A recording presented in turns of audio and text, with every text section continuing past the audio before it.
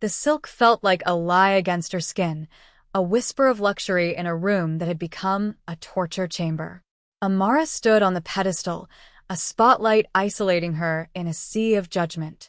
The dress, a cascade of ivory lace and delicate seed pearls, was supposed to be a dream. Now it was a shroud for her dignity. Beatrice, the store manager, circled her like a vulture, her lips curled into a sneer that was sharper than any pin. Her eyes, cold and calculating, raked over Amara's simple black dress and worn handbag, which had been placed carefully on a nearby chair. They saw nothing of the woman, only the price tags she assumed were missing. Well, Beatrice finally sighed, the sound exaggerated and dripping with disdain. It's a beautiful gown, isn't it? A shame it's so far out of your price range. The words hung in the air, thick and suffocating. A few other wealthy patrons, women draped in designer labels and dripping with diamonds, stopped their browsing to watch the unfolding drama, their faces a mixture of pity and cruel amusement. Amara's friend, Chloe, who had insisted they come to this exclusive boutique, offered a weak, theatrical smile. "Oh, B, don't be like that. We're just looking," but her defense was hollow, a performance for an audience. Amara's cheeks burned with a heat that had nothing to do with the stuffy air in the showroom. She had felt the manager's condescension from the moment she walked in, the subtle dismissals, the way she was steered towards the forgotten sales rack in the back. But this was a public execution of her worth. She looked at her reflection in the full-length mirror, seeing not a bride-to-be, but a charity case. I can afford it," Amara said, her voice barely a whisper, yet it took all her strength to force the words out. Beatrice let out a short, barking laugh. "Of course you can, dear. They all can." She reached out and tugged at a delicate lace sleeve with contempt. The fabric, fragile and exquisite, tore with a sickening sound. A collective gasp echoed through the silent shop. The dress was ruined. Beatrice dropped the torn piece to the floor. "Now you'll have to pay for it. I knew you were trouble the second you walked in. People like you just want to play dress up and waste our time." Amara felt the floor tilt beneath her. The stares of the other women were like physical blows. Humiliation, cold and sharp, pierced her heart. What happened next would destroy everything this woman had built her petty kingdom upon. But they couldn't know that. They couldn't possibly imagine the storm that was gathering just beyond their gilded doors, a storm of 10 black SUVs and a man whose love was as fierce and unforgiving as his reputation. What would you have done in her place? 6 months earlier, the world had been a much quieter place, filled with the gentle rustle of turning pages and the comforting scent of old paper and leather. Amara worked as a librarian at the city's oldest public archive, a sanctuary of forgotten stories and hushed reverence. It was a world away from the cold, sterile opulence of a bridal boutique. She loved the silence, the order, the way history felt tangible in the weight of a book. Her life was simple, orderly, and peaceful. She wore comfortable cardigans, her hair was often tied back in a simple bun, and her greatest pleasure was finding a rare first edition for a grateful patron. It was on a rainy Tuesday afternoon that he walked in. The heavy oak doors opened, letting in a swirl of damp air and a man who seemed to command the very space he occupied. He was tall and dressed in a perfectly tailored dark suit that probably cost more than her car. But it wasn't his clothes that made the silence in the room deepen. It was the stillness about him, an aura of coiled power and intense focus. His eyes, dark and sharp, scanned the cavernous room before they landed on her, sitting behind the main reference desk. He approached with a silent, confident stride. "I am looking for something," he said, his voice a low, smooth baritone with an accent she couldn't immediately place. "It is a collection of early Joseon dynasty poetry.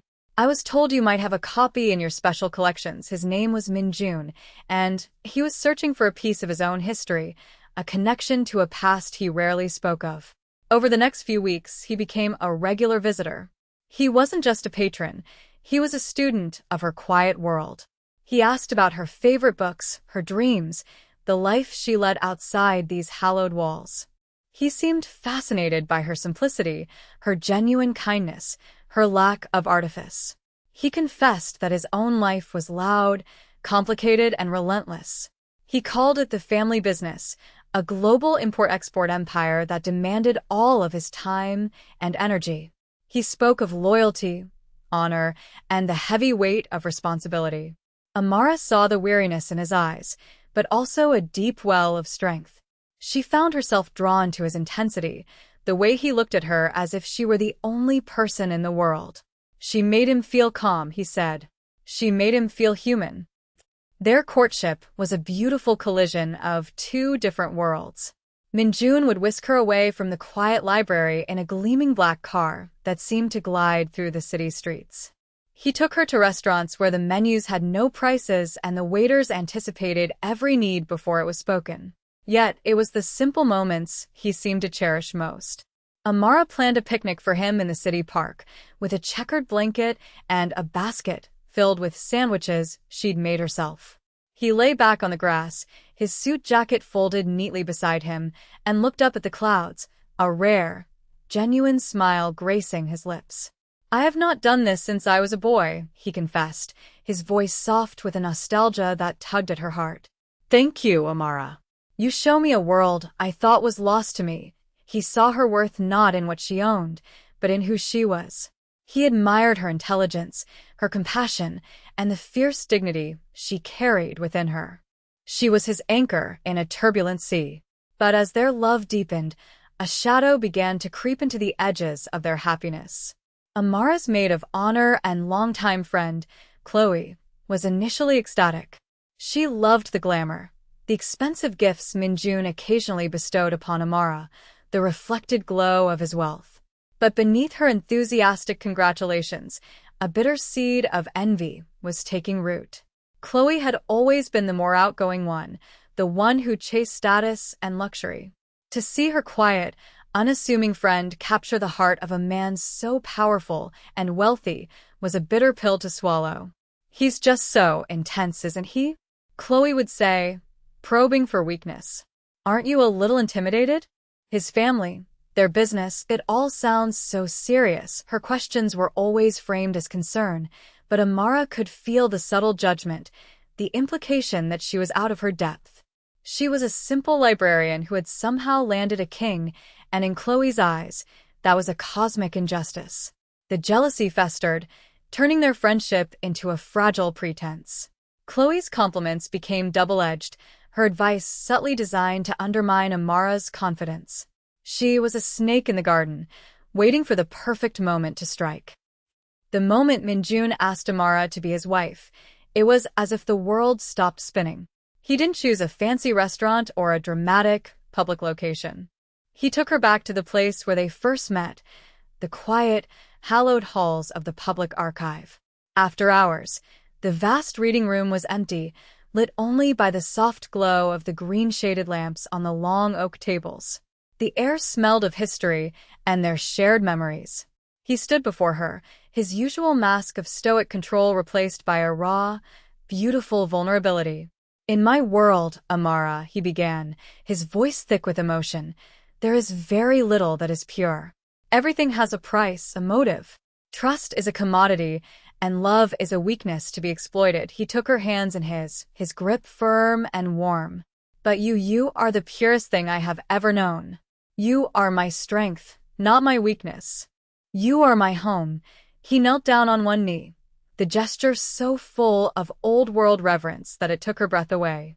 He opened a small velvet box to reveal a ring that held a single, flawless diamond, a star captured just for her. "Amara, will you do me the honor of becoming my wife?" Tears streamed down her face as she whispered, "Yes. Yes, of course, yes." When she shared the news, Chloe's performance was worthy of an award. She shrieked with delight, hugging Amara tightly while her eyes drank in the magnificent ring. "Oh my God, Amara. He did it. I knew he would. You've hit the ultimate jackpot." The word jackpot landed like a stone in Amara's heart. It reduced their profound love to a financial transaction, a lottery win. But she pushed the feeling aside, wanting to believe in her friend's happiness for her. As maid of honor, Chloe threw herself into wedding planning with a terrifying zeal. "The dress is the most important part," she declared. "We have to go to Elysian Bridals, it's the best. Only the most exclusive designers." Amara was hesitant. The name alone sounded intimidating and expensive. "I don't need anything too fancy, Chloe. Just something simple and elegant." Chloe waved her concerns away. "Nonsense. You are marrying Minjun. You need to look the part. Don't worry about a thing. I'll handle the appointment. I'll make sure they treat you like a queen." It was a lie. Chloe's call to the boutique was a masterpiece of subtle sabotage. She spoke to the manager, Beatrice, and painted a picture of her sweet, simple friend who had a very limited budget but big dreams. She hinted that Amara was easily intimidated and was just coming in to get a feel for the experience. She planted the seed of doubt, ensuring that when Amara walked through those doors, she wouldn't be seen as a future bride, but as a future problem.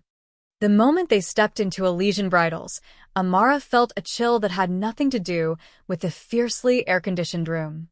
The boutique was an intimidating temple of white. White marble floors, white silk-draped walls, and pedestals displaying mannequins in impossibly beautiful gowns that seemed to float like ethereal beings.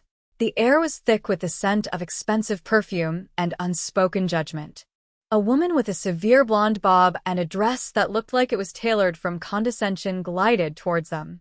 This was Beatrice. Her eyes did a swift, brutal calculation, scanning Amara from head to toe.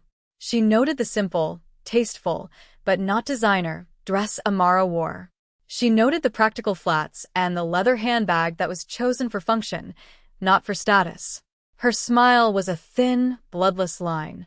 "May I help you?" she asked, her tone suggesting they had wandered in by mistake. Chloe, ever the actress, stepped forward. "We have an appointment for Amara. I called earlier." Beatrice's eyes flickered with recognition. "Ah, yes. The dreamer." The word was coded in sarcasm. She gestured vaguely towards a corner of the store. "The sales collection is over there.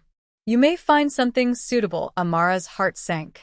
"Actually," she said, her voice steady despite the knot forming in her stomach, "I was hoping to see some of the newer collections. I saw a particular gown online." She tried to describe the dress, a beautiful A-line with intricate lace detailing. Beatrice cut her off with a flick of her wrist. "That is a couture piece. It's extremely delicate. We only allow serious clients to try those on." The implication was clear. "You are not a serious client." Amara felt Chloe's hand on her arm, a supposedly comforting gesture that felt more like a restraint. "Maybe we should just look, Amara," Chloe whispered, her voice loud enough for Beatrice to hear. "It doesn't hurt to see what's on sale." Every instinct told Amara to turn around and walk out, to escape this cold, hostile environment. But a stubborn part of her, the part that Minjun admired so much, refused to be dismissed so easily. She had a right to be here. This was supposed to be a joyous day. She would not let this woman's prejudice ruin it. "I would like to try on the couture gown," Amara repeated, her voice firmer this time, her gaze unwavering. Beatrice's eyes narrowed. It was a challenge, and she was not a woman who backed down. A cruel smile played on her lips. "Very well, but you should know we have a policy. If you damage the gown, you buy it." And so we return to the moment of impact, the sound of tearing lace echoing in the cathedral-like silence of the boutique. The torn scrap of fabric lay on the pristine white pedestal like a fallen feather from a wounded bird. Beatrice stood with her arms crossed, a triumphant smirk on her face. Her cruel words, "Now you'll have to pay for it," were a verdict and a sentence. The dress, which had a price tag equivalent to a down payment on a house, was now Amara's burden. The other patrons whispered amongst themselves, their sympathetic glances now mixed with a morbid curiosity. They were watching a public shaming, a real-life drama to recount at their evening cocktail parties. Chloe rushed to Amara's side, her face a mask of practiced concern. "Oh, Amara, this is awful. I'm so sorry." She shouldn't have done that, but her eyes darted towards Beatrice, a flicker of shared victory passing between them. The trap had been sprung perfectly. Amara felt a profound sense of isolation, as if she were trapped behind a wall of glass. She could see everyone, hear their whispers, feel their stares, but she couldn't connect. Her own voice was lost to her. All she could feel was the searing heat of shame. She slowly stepped down from the pedestal, her movements stiff and robotic. Her mind raced, trying to process the sheer malice of the act. Why? Why would someone be so deliberately cruel? She looked at the ruined dress, then at the hard, unyielding face of the manager. A single tear escaped and traced a hot path down her cold cheek. She fumbled in her purse for her phone, her fingers trembling. She wasn't planning on calling Minjun. She would never burden him with something like this, something so petty and ugly. She just needed something to hold, a familiar weight in her hand to ground her in a world that had suddenly become hostile and surreal. Her thumb hovered over his contact photo, a picture she'd taken of him smiling at the park. Just seeing his face gave her a sliver of strength. She wouldn't break. She wouldn't give these women the satisfaction of seeing her crumble. She took a deep breath, preparing to face Beatrice, to deal with this nightmare on her own. It started as a distant vibration, a low hum that seemed to resonate up through the marble floors. At first, no one noticed, but the hum grew steadily into a deep, powerful rumble, like the sound of approaching thunder on a clear day. Heads began to turn. The patrons and staff glanced nervously towards the large, plate-glass windows at the front of the boutique. Outside, on the sun-drenched, exclusive street lined with designer stores, a shadow was falling. The first vehicle to pull up was a glossy black SUV, the kind that governments use for transporting dignitaries, with windows so darkly tinted they were like obsidian mirrors. It stopped directly in front of the store, its engine a menacing purr. Before the onlookers could process what was happening, a second identical SUV pulled up behind it. Then a third. And a fourth. In a matter of seconds, a silent, perfectly synchronized convoy of 10 black SUVs had formed a formidable blockade, sealing off the entire street. Traffic came to a halt. Pedestrians stopped and stared, their phones already out and recording. The entire atmosphere of the chic, carefree shopping district had shifted into something tense and cinematic. The door of the lead vehicle opened with a quiet, decisive click. A man in a dark suit stepped out, his posture ramrod straight, his eyes hidden behind sunglasses. He moved to the rear door and opened it. Len, mignon immortate. He was not the man from the library, nor the man from the picnic.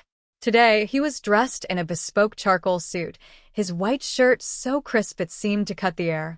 His face was a mask of cold, controlled fury. The air around him crackled with an almost visible energy. He exuded an aura of absolute, untouchable power. Two more men, his most trusted lieutenants, emerged from the second SUV and flanked him, their gazes sweeping the street with professional vigilance. Inside the boutique, Beatrice's smug expression had dissolved into confusion and then dawning horror.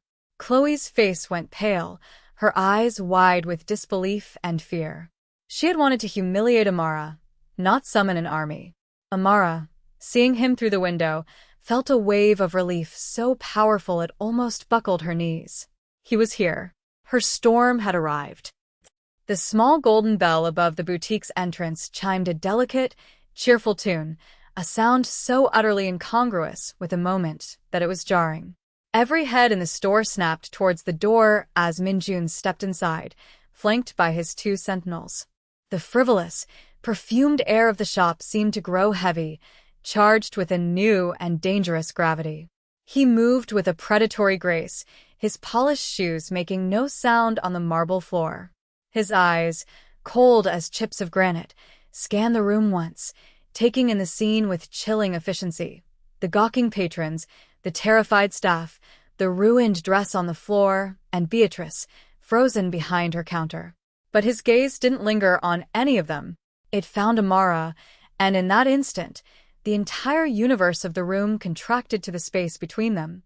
For a fraction of a second, the icy fury in his eyes melted, replaced by a deep, aching concern that was more powerful than any shout. He walked directly to her, his path unwavering, ignoring everyone else as if they were merely furniture. He gently cupped her face in his hands, his thumbs tracing the path of her tear-stained cheek. "Are you all right, my love?" he asked, his voice a low, intimate murmur meant only for her, yet it carried across the dead-silent room. She could only manage a small, shaky nod, leaning into his touch as if he were the only solid thing in a collapsing world. He held her gaze for a moment longer, reassuring her without words that she was safe now, that he was here to make it all right. Then, his eyes dropped to the torn lace and the pristine white dress crumpled on the floor. A muscle twitched in his jaw. When he looked up again, the coldness had returned, honed to a razor's edge. His gaze settled on Beatrice, who visibly flinched. He didn't raise his voice. He didn't need to. The quiet menace in his tone was more terrifying than any rage. "You," he said, the single word cutting through the tension like a shard of glass. "You are the manager of this establishment?" Beatrice, her face ashen, swallowed hard. The arrogance and condescension were gone, replaced by a primal fear. She could only nod, her throat too tight for words. Minjun's eyes then flickered over to Chloe, who was trying to shrink into the wall, her face a mask of pure panic. He saw her, and in his brief, dismissive glance, he understood everything. Minjun's composure was absolute, a terrifying calm that promised a meticulous and devastating retribution. He kept one arm protectively around Amara, anchoring her to his side, before turning his full attention back to the trembling manager. "This woman," he began, his voice level but laced with steel, his gesture towards Amara one of reverence, "is my fiancé, the future matriarch of my family.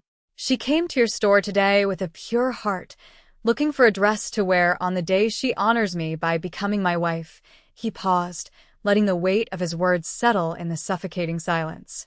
"She can afford to buy this building. She can afford to buy this entire street and turn it into a parking lot. Her heart is worth more than every thread and bead in this room combined. But she is a humble and kind person, so she came here, hoping for a simple, happy memory." His gaze hardened, becoming impossibly colder. "Instead, you chose to insult her. You chose to humiliate her. You chose to judge her worth based on the label on her handbag. You have made a grave, irreversible mistake." He gave a sharp, almost imperceptible nod. One of his lieutenants, who had been standing silently by the door, stepped forward. He carried a sleek, silver briefcase. He placed it on the front counter and snapped it open. Inside, stacked in neat, tight bundles, was cash. More cash than Beatrice had likely ever seen in one place.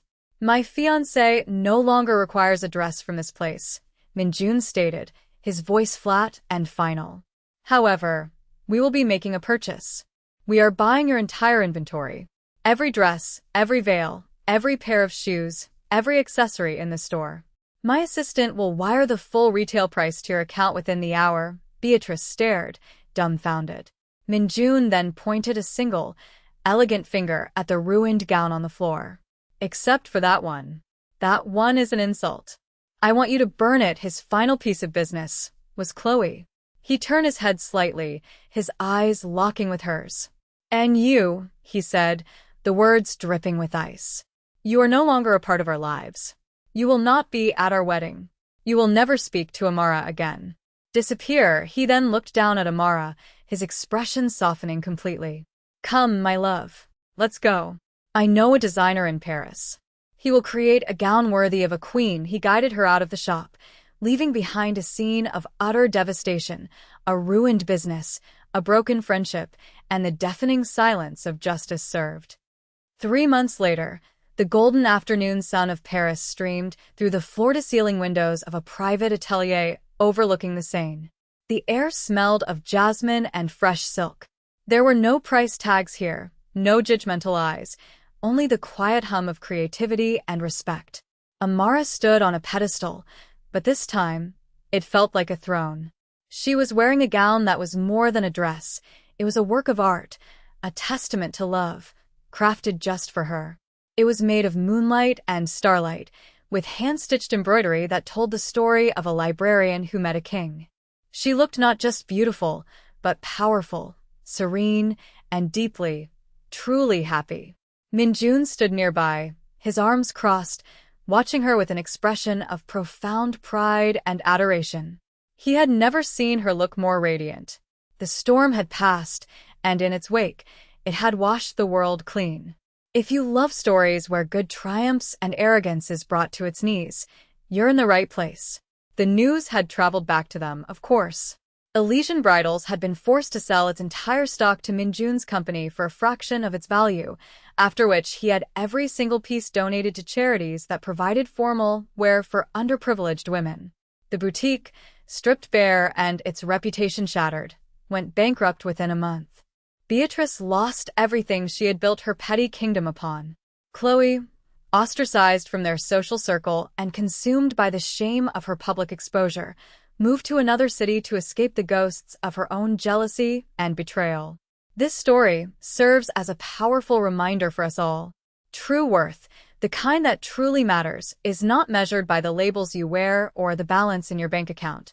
It is measured by the content of your character, the kindness in your heart, and the quiet dignity with which you carry yourself.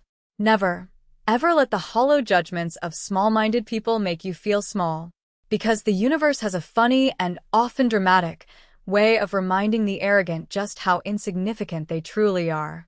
Amara found her happily ever after, not because of the wealth or the power, but because she stayed true to herself and was loved fiercely for it. Drop your city in the comments below to let us know where you're watching from, and if you believe in the power of loyalty and true love, make sure you subscribe right now for more inspirational stories.